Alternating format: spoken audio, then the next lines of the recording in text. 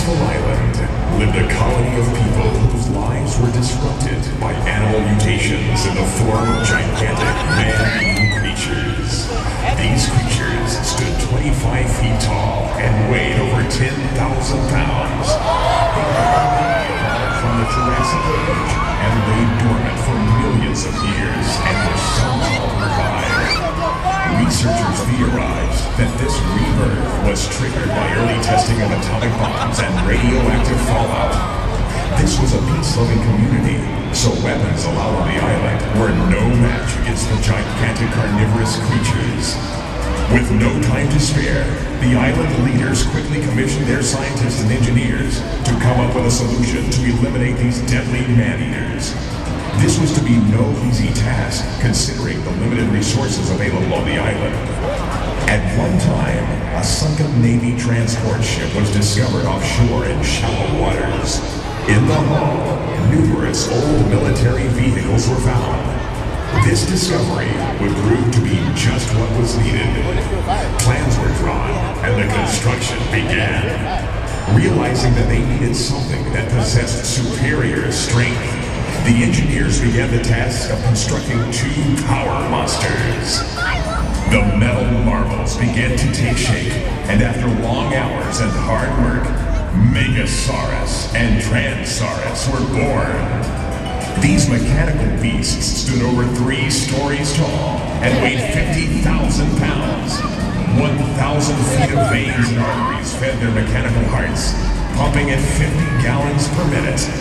Their blood pressure exceeded 2,500 pounds per square inch, giving them 5 tons of crushing force in each of their mammoth claws. They could lift 30,000 pounds to their gigantic mouths, their massive jaws attaining 15,000 pounds of fighting force. To ensure total destruction, each power monster was equipped with 200,000 BTUs of burning power. Once tested, they were then sent out to search for and destroy the ugly mutations before any further islanders were killed. Having been built on tank chassis, they were not only power monsters, but also all-terrain vehicles, giving them the ability to go anywhere. They had no problem going deep into the brush and finding their prey. Once their enemy was discovered, they would transform and then attack, destroying the menacing mutations. It wasn't long till the creatures were all destroyed, and the power monster's work was done. Many years later, a passing freighter anchored nearby the island, and its crew and captain went ashore. The captain discovered the rusting power monsters in the woods. He was so intrigued by these machines that he traded for them and brought them back to the United States. After months of careful restoration, he put them on tour so that everyone could see these gigantic mechanical marvels. To demonstrate their awesome power without endangering anyone, he decided to have them eat and destroy junk cars.